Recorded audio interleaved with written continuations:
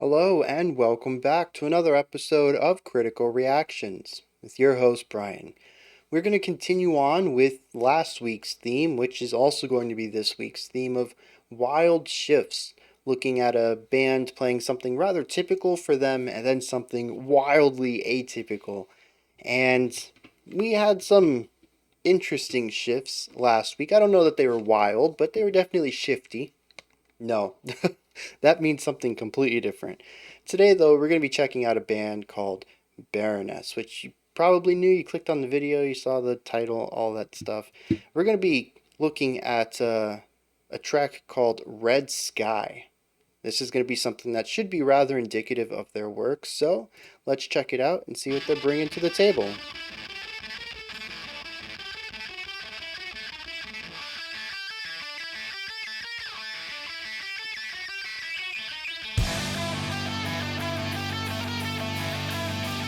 Really interesting start. I thought there was some issues with the playback.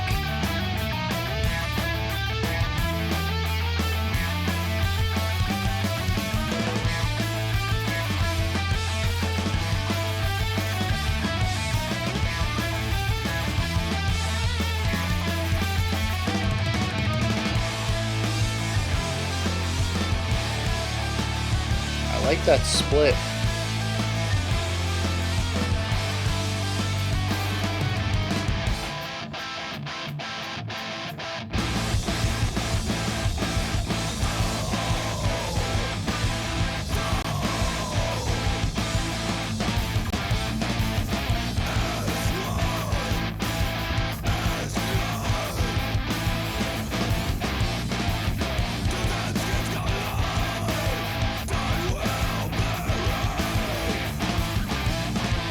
I'm having a real tough time following along with this one. I don't know what it is.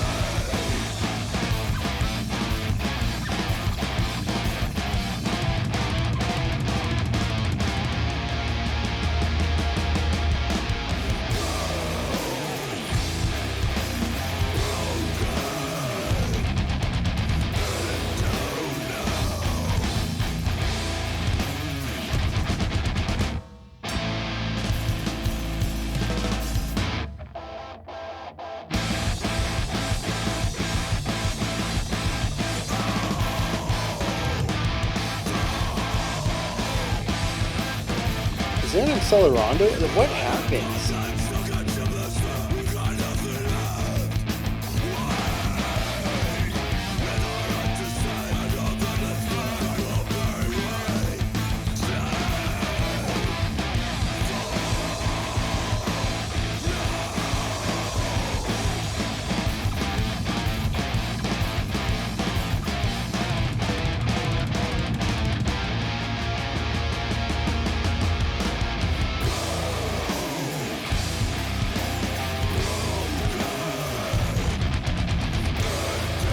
Really going for that meaty bass.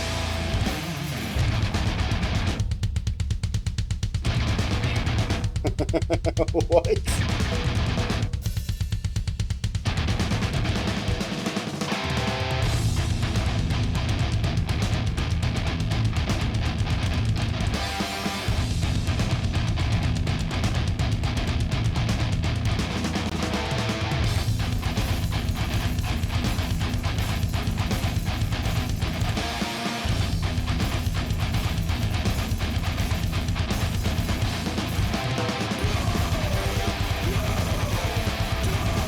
Taking the same idea and double timing it for the whole group, moving through the riff twice as fast, making a couple changes to better facilitate the speed increase.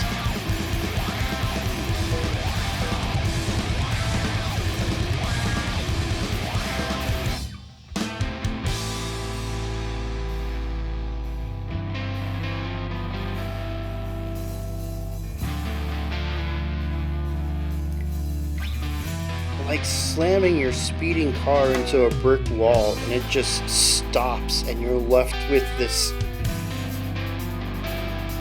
lack of speed in your life. What happens?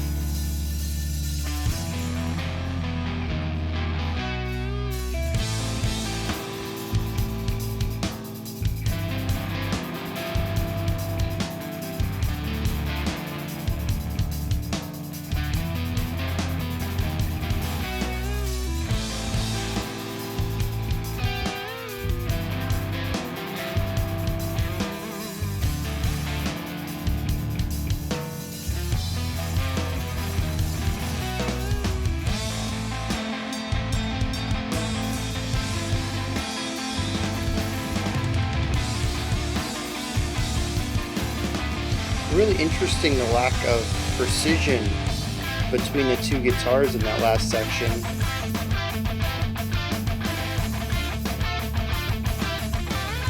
In here as well. I think that's actually what I heard earlier, like the 2 minute mark.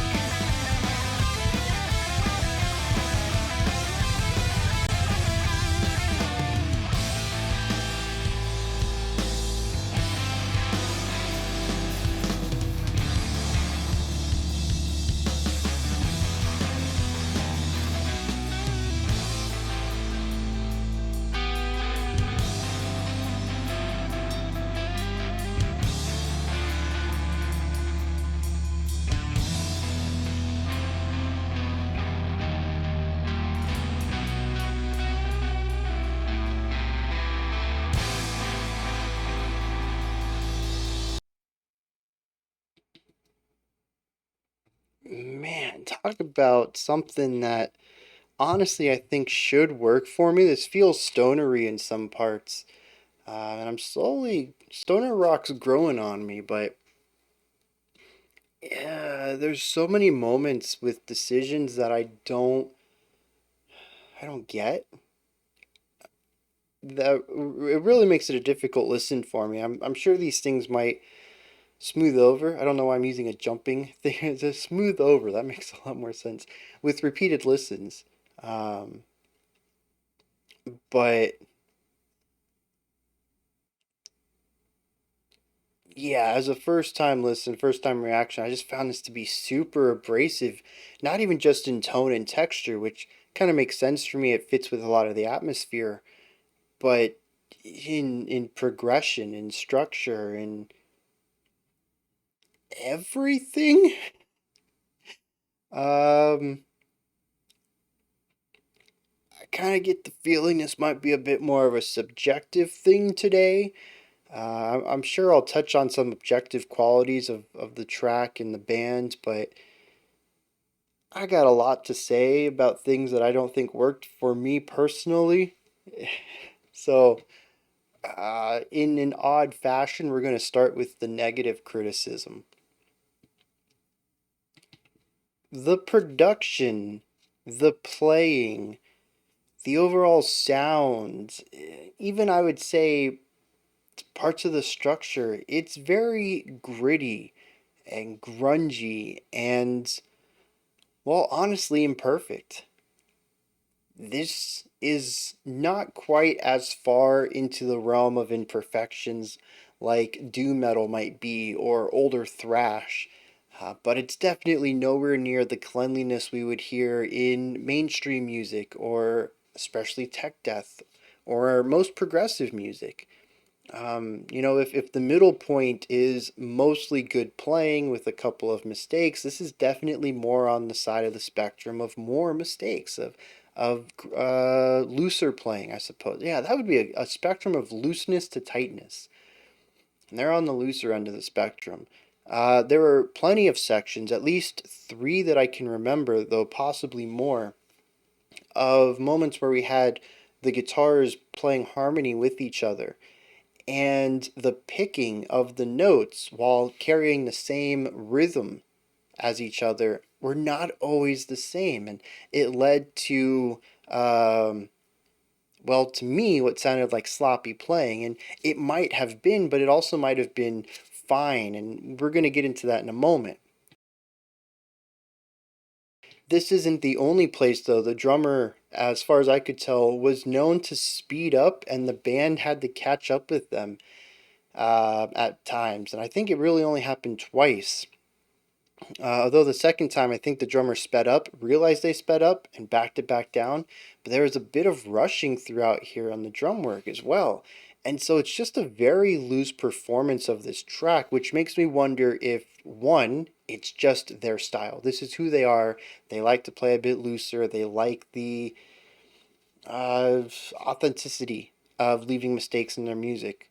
Or, don't remember where. Oh, or it fits the overall vibe of the music, which might be more accurate. You see, there's also a looseness, I suppose we could say. It's not typically a term I would utilize for production, but to continue on with it, the production has moments of being fantastic and then moments of being not fantastic, and they tend to be related to specific instruments. Although some instruments have different timbres and tones, and so that plays into this as well, but the guitar work is generally very well done in the higher end range, but anytime we get into a lower end, or anytime that they're pushing for a grittier, more distorted tone, the production ends up getting very gritty and muddy, and we can actually hear this muddiness in the bass work and the bass kick as well. Especially when we got those 16th note bass kicks there at the end, it was just like a single sound. There was so much reverb on them, maybe. I don't know. But it wasn't da da da da da da da da da. It was like a solid sound, which is not how drums work, despite, there being a reverb and an echo off of pretty much any percussive hit. That's just not how kick drums work. Unless you specifically tune them that way, or not tune them, but you produce them that way. And it led to sections of the song that I felt they felt sloppy, even though the playing might have been tight. All of it coming from the production side, primarily in the low end. And so we have a song that feels. The initial term that came to my head there was amateur. I know that's going to be misconstrued. I'm not calling Baroness an amateur band. Maybe this was their first track. I don't know. Let me look this up real quick. But regardless, I'm not saying that they didn't know what they're doing. I'm not saying that they lacked experience. But the sound that they're going for, oh, this was.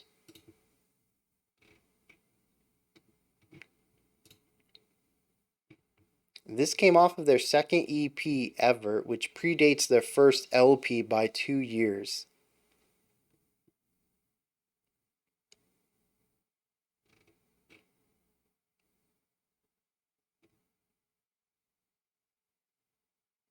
Okay. So it might have been inexperience. I don't know. But the idea is, regardless of what their experience was, it comes off to me as inexperience. We've listened to some bands that purposefully lean into uh, less clear production or allow for mistakes to be in the music, and it tends to elevate the music in a way that I don't think it elevated here. So if it was intentional, I feel like the intention was misled, where they wanted to create a specific vibe and it didn't, unless that vibe they wanted to create is an experience, and in which case they nailed it. But yeah, just between all of the inconsistencies throughout the song, production wise and music wise, performance wise, I just have a really tough time connecting with the song on any level. But it also kind of leans into the composition as well. The structure of the song just feels all over the place. It's lacking consistency. It's lacking uh, pull through. It's lacking direction. Every section just kind of is its own thing, and it's so disconnected from everything else. Harsh transitions all over the place. I mean, these are descriptions that people tend to look forward to in metal. So, again, I'll reiterate, this is a very subjective element of this analysis. But none of this worked for me. There were some sections I really loved, but that's it. It was a really cool moment that didn't help me appreciate the larger work. And I think the car crash moment at the end was really the nail in the coffin for me. I was not a big fan of that moment at all, even though I liked where it went. Once again, the moment before was fine, the moment after was fine, but as a song, it doesn't work for me. And it just kind of leans into that inexperience, which makes sense. This was the fourth song they'd ever written, if we're the fourth song they ever released, which again, I'll state, I know that CDs aren't released in the order that, or the track listing isn't in the order that you make them, whatever. This was one of the first 6 songs ever released, though. there's going to be an experience. They were a fresh band at this point. This was their earliest works. So I'm giving them the benefit of the doubt on that. I'm really looking forward to tomorrow when we check out something presumably later in their discography. Hopefully also a wild shift, but see where they might take a more. We'll see where their maturity took them. I suppose is the way I want to phrase that. Having released more music and performed more music and written more music, where that experience took them as composers and performers, and how they want their music to sound, especially. And I mentioned all the inconsistencies in here, and it might not have even been intentional at all. The thing about an EP, I don't know what kind of money they had. They might have only been able to do 2 or 3 takes for each instrument for each song. They took the best one they had, right? So there's a lot of things that go into it outside of the pure musical component. I appreciate that, I do, but the end result here is not something that sells me on the band. Negative criticism aside, there are a lot of cool moments in here. These guys go for hard groove, they go for atmosphere. It's everything I love about stoner rock, stoner adjacent rock. Um, Well, I see Rate Your Music calls this sludge metal. I have such a hard time recognizing sludge. I think primarily because it doesn't line up with my idea of what sludge should be. I see sludge as like viscous and slow moving and sticky, and I kind of assume something slow, something adjacent to doom metal, and that's not what sludge metal is at all. We had Sludge Week once, and I still came out of it not knowing what the genre is about. So we definitely need another Sludge Week. Maybe I can piece it together a little better. But yeah, I mean, there's so many moments in here that I love. The atmosphere is just dripping and palpable. The tension that they create, you can cut with a knife. It's full of aggression. It has that wide, beefy, distorted guitar tones and a lot of the bass on the low end. It's just a very full sound in general. And they pair it with vulnerability or sadness. There's something less powerful, less solid mixed into the atmosphere musically that I think is a really interesting tone to pair with the aggression, the strength, the power of metal, and then they sneak in through the melodic and harmonic elements this vulnerability of sorts. And we hear it especially at the end when we get rid of the facade of the metal and we get just this semi balladic, that's not a word, a semi ballad section at the end there. Um, it's just really gorgeous how they can pair all of this. And they can find a vulnerable strength in their writing. It's very, very cool. And then to pair that with the groove that we feel throughout this and the constant changes. There's a lot of sections in here, most of which are really cool ideas that all have their own feelings, their own rhythmic feelings, vibes, flows. There's a lot to appreciate here. I just don't think it comes together. And I think that's my big thing here. They also hyper focus on some really odd rhythms. I was really thrown off at the beginning, and I'm going to kind of put this in a neutral spot, just that I had a tough time with it, but on paper, the technicality of it is interesting. They pushed real hard against the pulse in like our once like the 90-second mark hit, we just pushed real hard against the pulse for a good minute or so, with varying and different, that's the same thing, with varying rhythmic ideas in the guitars and maybe one of the drum instruments, like the bass kick maybe, while everything else was really pushing the pulse.